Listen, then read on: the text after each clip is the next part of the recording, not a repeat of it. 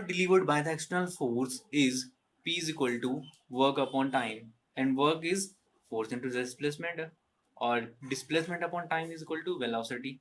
So power is equal to V square L square upon R, because F की value हम find कर चुके थे पहले ही, किसमें, एक लूप में, F इज इक्वल टू, तो हम F की वैल्यू ये फाइंड कर चुके थे, और फिर P is equal to V square L square upon R, ये आ गया power delivered. Thermal power delivered in the loop P is equal to I square R, और I की वैल्यू आप जानते हो, I की वैल्यू क्या आई थी, VBL EMF upon R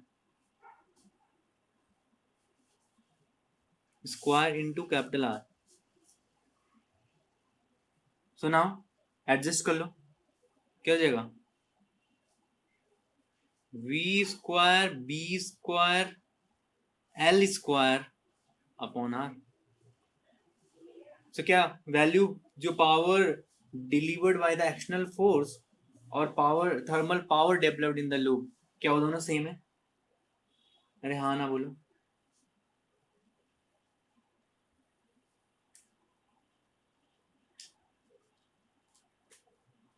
clear, समझ में आ रहा है? तो जो थर्मल पावर भी होगी वो भी किसके इक्वल होगी, power delivered by the external force की। तो इसका मतलब क्या है,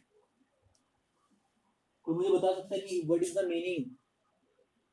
इसका मीनिंग ये है कि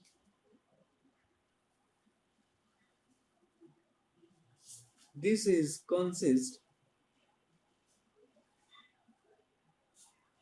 consistent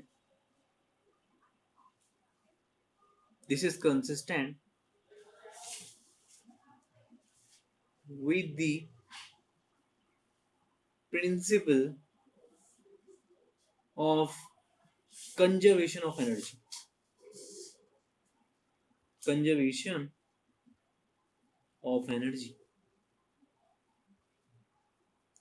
because क्यों, because thermal power is equal to power delivered by the external force, दोनों सेम है, इसीलिए अब क्या है, ये कंजर्वेशन ऑफ एनर्जी के प्रिंसिपल को क्या करते हैं, कंसिस्टेंट करते हैं।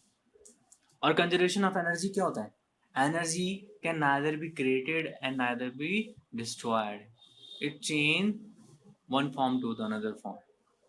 अरे हाँ ना बोलो, कि एनर्जी को ना तो डेवलप प्रोड्यूस करा जा सकता है, ना तो क्रिएट करा जा सकता है, और इसी बस क्या करा जा सकता है, एक फॉर्म से दूसरी फॉर्म में चेंज करा जा सकता है।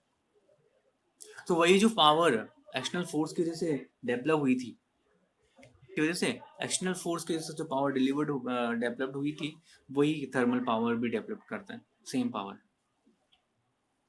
हाँ ना बोलो, क्वेश्चन समझ में आ गया था पूरा? कोई भी चार्ज कंडक्टर है, उसके अंदर जो चार्ज रहते हैं पहले वो इस रेस्ट फॉर्म में रहते हैं, और रेस्ट चार्जेस रिस्पॉन्सिबल नहीं होते मैग्नेटिक फील्ड प्रोड्यूस करने के लिए, इसलिए अगर हम उनमें क्या करते हैं पर लेकिन क्या करते हैं, वो इलेक्ट्रिक फील्ड, अगर उन पर बाहर से कोई इलेक्ट्रिक फील्ड अप्लाइड किया जाता है तो उनके जो पार्टिकल्स हैं, चार्ज पार्टिकल, वो कुछ फोर्स एक्सर्ट करेंगे, और वो फोर्स क्या होगा, रिस्पॉन्सिबल होगा for motion of the charge particle के लिए। और जब रिस्पॉन्सिबल होगा तो उसकी वजह से क्या प्रोड्यूस होगा, इंड्यूस ईएमएफ प्रोड्यूस होगा, और जब इंड्यूस ईएमएफ प्रोड्यूस होगा तो इंड्यूस करंट प्रोड्यूस होगा, और इंड्यूस करंट प्रोड्यूस होगा तो फ्लक्स चेंज होगा, और फ्लक्स चेंज क्या होता है, phi is equal to integration B into D S. ठीक है, फ्लक्स चेंज मतलब क्या है, magnetic field create,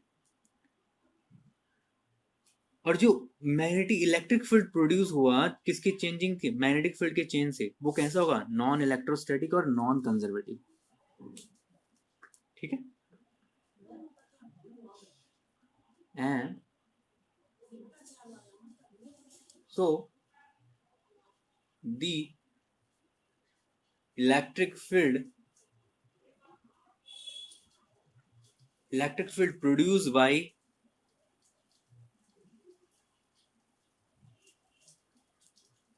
the changing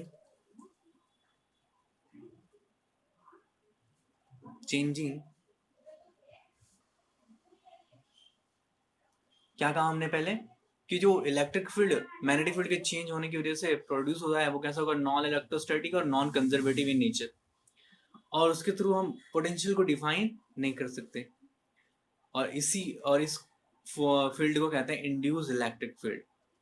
और जो इंड्यूस इलेक्ट्रिक फील्ड है, इसकी जो लाइंस होती हैं, फील्ड लाइंस, वो कैसे होती हैं, क्लोज्ड कर्व। तो क्या कहा हमने, ये लाइंस होती हैं इंड्यूस इलेक्ट्रिक फील्ड की, वो कैसे होती हैं, क्लोज्ड कर्व होती हैं। और integration of closed curve into DL is equal to EMF, और फैराडे लॉ ऑफ इंडक्शन के फॉर्मूला में पता है phi is equal to minus D phi upon D T. तो close integral E into D L equal to minus D phi upon D T. इन्हें कहते हैं induce electric field. Induce electric field. Clear है इतना?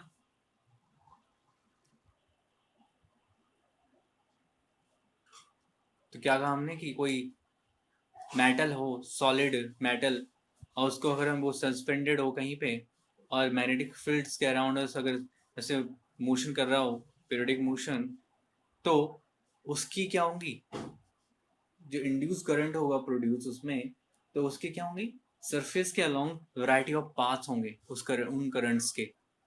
तो उन currents को कहते हैं हम एडी करंट्स।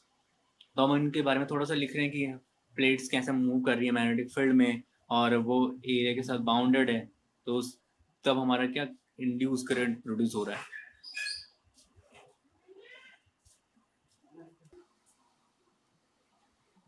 तो जब इंड्यूस करंट प्रोड्यूस होता है एक सिंगल लूप की वजह से, तो इसमें क्या हो रहा है, मोशन कर रहा है वहां पे पूरा मेटल, तो उसकी वजह से number of such loops on the plate and hence currents are induced on the surface along a variety of paths। ठीक है, तो उसी इन्हीं करंट्स को कहते हैं हम एडी करंट्स।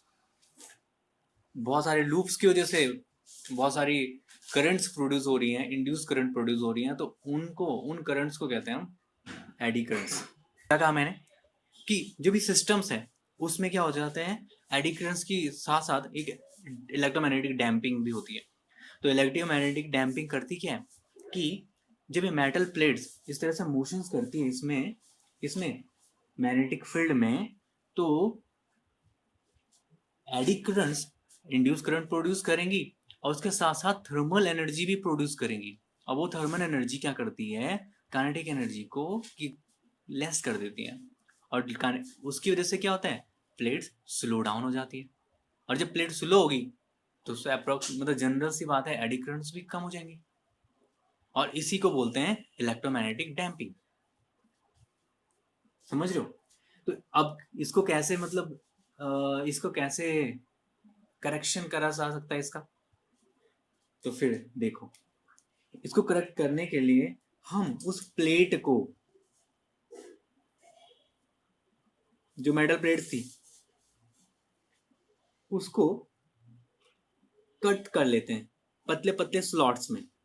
देखो कैसे, ये था आपका मैग्नेटिक फील्ड,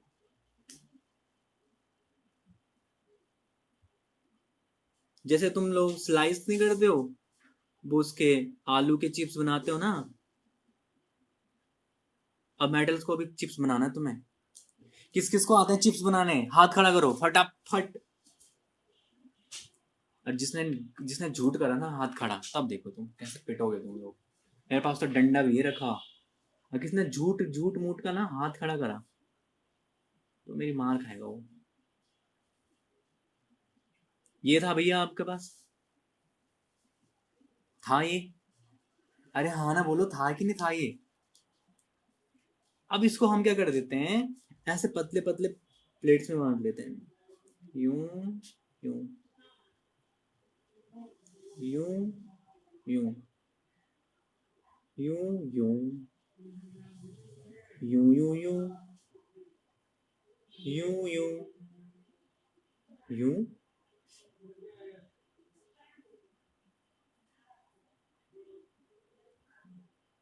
यूं। अब अच्छे से बनाना डायग्राम है, मेरी तरह मत बनाना बहुत अच्छा, और किसी ने मेरी तरह बहुत अच्छा बनाया ना तो देख लेना, उसकी कॉपी फाड़ दूंगा मैं। वही फिर से मोशन करेगा ऐसे, अरे भैया क्लियर है? हाँ ना बोलो। इलेक्ट्रोमैग्नेटिक डैम्पिंग मतलब अब क्या होगा? अब इस पतली पतली प्लेट्स में बांट लिया, कट कर लिया हमने इसको। अब इससे क्या होगा? To reduce to reduce electromagnetic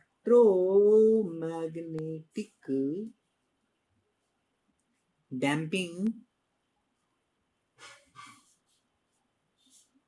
one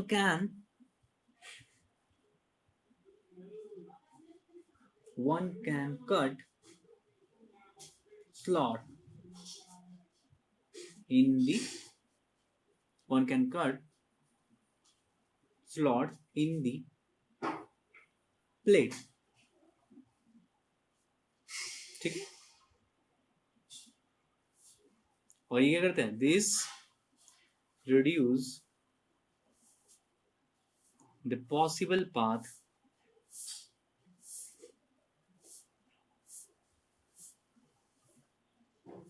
of the eddy currents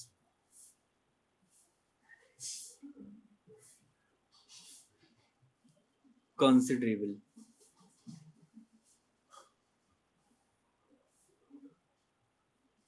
Considerably.